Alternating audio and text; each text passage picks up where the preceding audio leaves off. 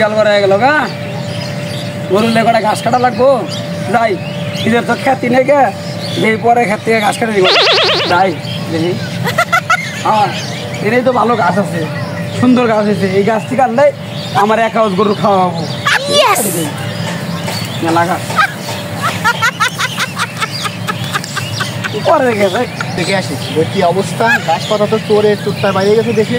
গাছ বর্তমান থাকেই না ঠিক আছে ক্যামেরাটা পড়ে গেছে গরুটা হামলা গেছে গাছপাতা তো বর্তমান পাওয়াই যায় না গাছপাতা পড়ছে রাখি হ্যাঁ কাইটি পড়ছে না কিডা কিডা কিডা গাছ কাটা কিডা